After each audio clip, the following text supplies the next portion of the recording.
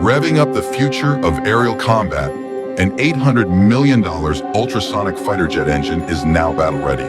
This technological marvel, equipped with the most advanced features and lethal capabilities, boasts unprecedented speed and power, setting a new benchmark in military aviation, taking the world by surprise and aroused interest across several nations. What are the capabilities of this newly developed jet? Has the U.S. finally cracked the code of hypersonic weapons? Join us as we delve into the future of military aviation, the United States' $800 million ultrasonic fighter jet engine that is ready for battle. The need for unrivaled speed is one of the major reasons behind the Department of Defense's continuous investment of substantial amounts into the creation of hypersonic weapons. These weapons are unique due to their ability to move extremely fast and change direction, which could help the U.S. hit well-protected targets from far away. To achieve the aim of developing hypersonic airfighters, the United States began the X-15 Hypersonic Research Program. In the X-15 Hypersonic Research Program, NASA has closely worked with the U.S. Air Force, Navy, and North American Aviation Inc. Over nearly 10 years, the aircraft flew and set world records for speed, a mind-blowing speed of Mach 6.7 and an altitude of 352,200 feet. One of the main aims of this program is to study all parts of piloted hypersonic flight, and the valuable information from the X-15 program helped develop the Mercury, Gemini, and Apollo spaceflight programs, as well as the Space Shuttle program. Also, the North American Aviation Inc. has built 3 rocket-powered X-15 aircraft that flew 199 times in total. Scott Crossfield, a pilot from North American and the former NACA, made the first unpowered glide flight on June 8, 1959. NASA's William H. Dana flew the final flight on October 24, 1968. All these flights happened in the high-range area near Edwards Air Force Base, California, and NASA's Flight Research Center. 12 pilots participated in the program, 5 from NASA, 5 from the Air Force, 1 from the Navy, and 1 from North American. Pilots used 2 main flight plans, a speed profile, where they maintained a level altitude until descending, and a high-altitude plan, where they climbed steeply to a high altitude before descending. Due to its rocket engine's high fuel use, the X-15 was launched from a B-52 aircraft at around 45,000 feet and speeds over 500 miles per hour. The rocket engine powered the flight for the first 80 to 120 seconds, depending on the mission. The rest of the 8 to 12-minute flight was unpowered, ending with a glide landing at 200 miles per hour.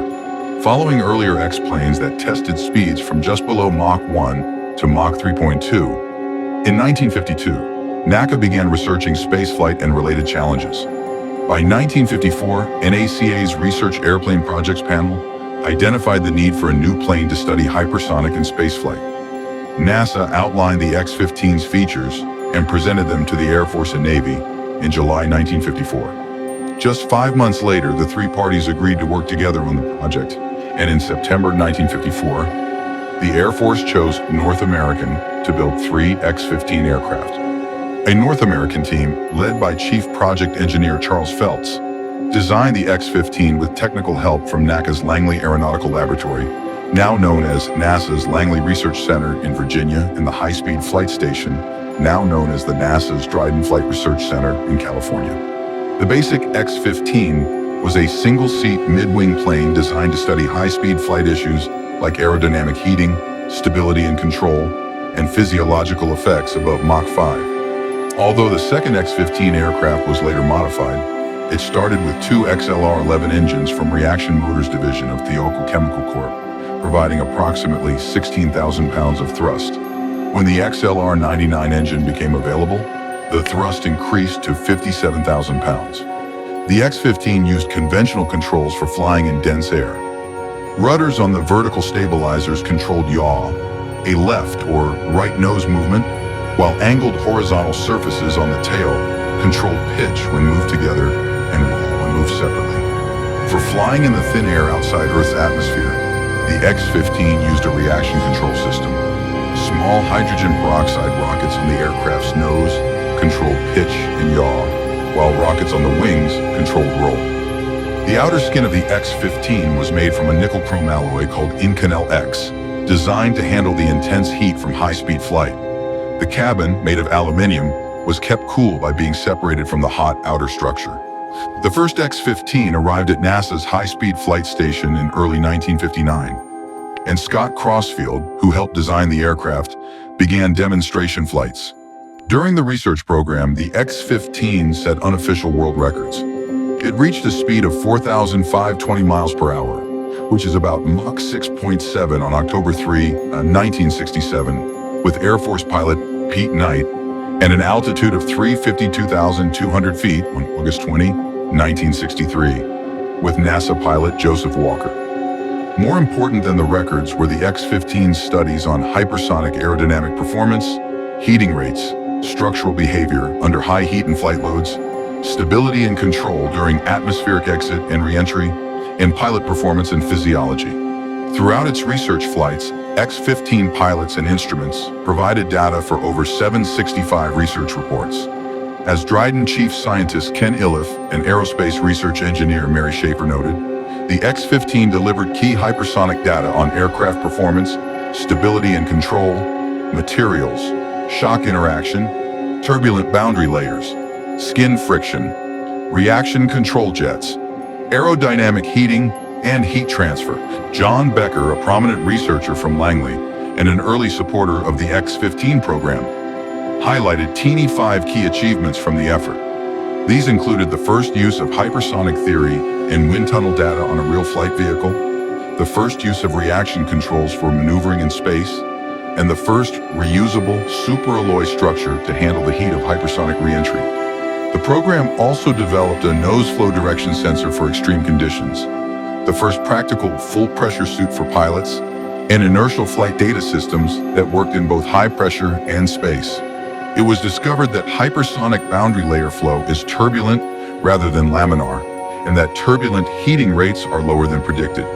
The program provided the first direct measurements of hypersonic aircraft skin friction, finding it lower than expected, and identified hotspots caused by surface irregularities. Methods were developed to better correlate wind tunnel data with real-world results, improving design criteria for future air and spacecraft. The X-15 demonstrated a pilot's ability to control a rocket-powered vehicle through atmospheric exit, successfully transitioning between aerodynamic and reaction controls. Energy management techniques were first applied to position reusable launch vehicles after re-entry. Additionally, the 3 X-15 aircraft served as test platforms for a variety of experimental packages. Except for the modified X-15A2, the X-15s were about 50 feet long with a 22-foot wingspan. The vertical tail was 13 feet tall and had a wedge shape. A part of the lower vertical tail was removed before landing and caught by a parachute because it extended below the landing gear.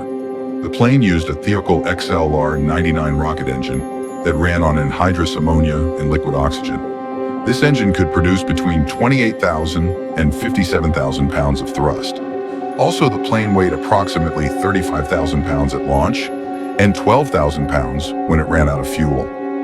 On the other hand, the X-15A2, which is an updated version of the second X-15 and delivered to NASA in February 1964, featured a 28-inch extension to hold liquid hydrogen for a ramjet engine that was never tested.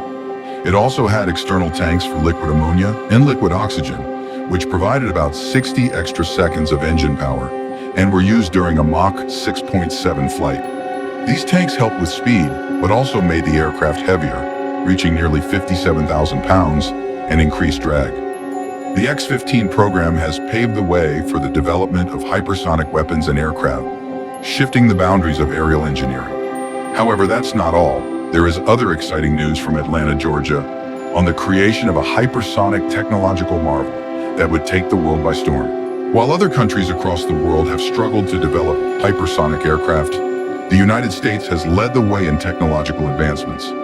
The U.S. has made significant progress with the help of a startup from Atlanta, Georgia, called Hermeus, and the collaboration has resulted in the creation of a technological marvel, the quarter horse. Before we delve into the fascinating details of this quarter horse, let's check out what the company that developed it is all about. Hermeus is a company focused on aerospace and defense technology, aiming to speed up air travel with hypersonic aircraft. They plan to develop these aircraft quickly and affordably by combining hands-on development with modern computing and automation.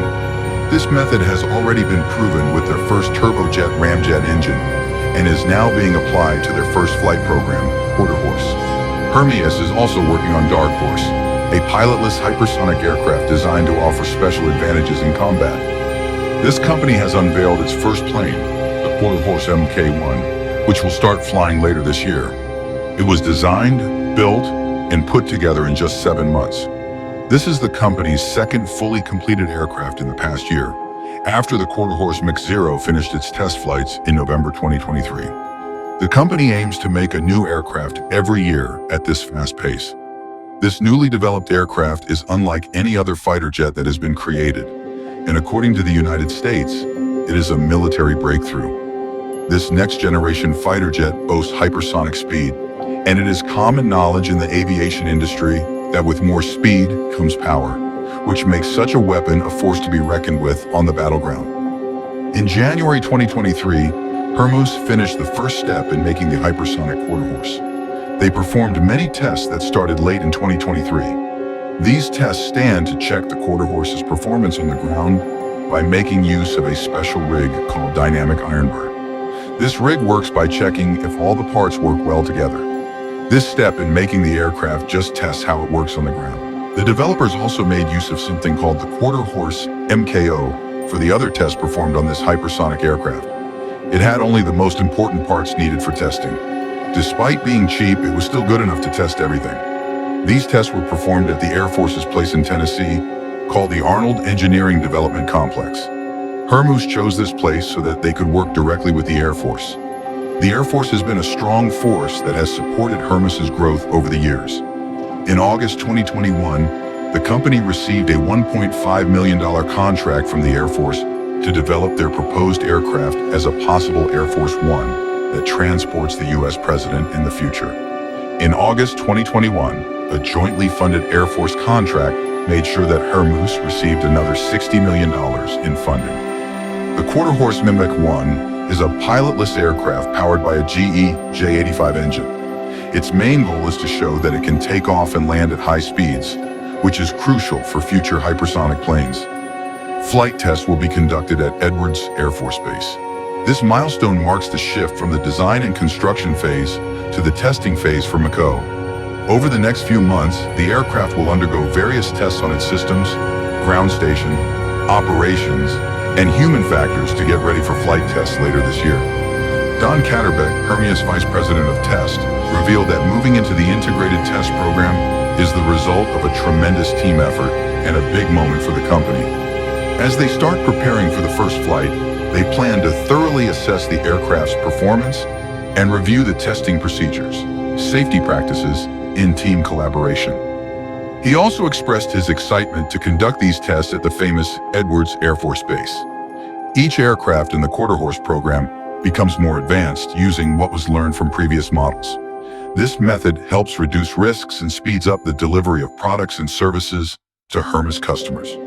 Hermes CEO and co-founder AJ Piplica mentioned that their approach to developing hypersonic aircraft is unique and crucial because they design, build, and test a new aircraft in less than a year every year. This fast pace hasn't been seen in the aircraft industry for 50 years. It's worked well for improving rockets, satellites, and small drones, and now they are applying that speed to aircraft. This fast iteration is essential for overcoming the challenges of making hypersonic aircraft operational. Hermes also revealed plans for the next model, the Quarter Horse Mach 2, which will use the Pratt & Whitney F100 engine and fly at supersonic speeds next year. Josh Goodman, the senior director of the F100 program at Pratt & Whitney, mentioned that for over 50 years, the F100 engine has powered the F-15 and F-16 with top-notch reliability. And now it's entering a new phase in aviation. Pratt & Whitney has a strong history of making advanced engines. From the J-58 and the SR-71 to the F-119 and the F-22 and the F-135 and the F-35. They are excited to continue this tradition as we work with Hermes. It will be amazing to see a new aircraft flying with the F-100 at supersonic speeds. Hermes' choice to use this engine for Quarter Horse Mach 2 speeds up the company's plan to develop Dark Horse, a hypersonic aircraft for defense and security missions, while also providing a unique intermediate product, the world's only purpose-built high-speed drone. Hermiasco and co-founder Skylar Schufert revealed that the upgrade is a big win for getting a high-performance aircraft to customers faster and shows the benefits of our quick and iterative approach. By moving away from long, rigid development schedules, we can build the right aircraft for now and have it flying in less than a year. Mk2 will be our third aircraft built in under a year. Although we still need to prove its performance in flight, closely following this build helps reduce a lot of the program's risk.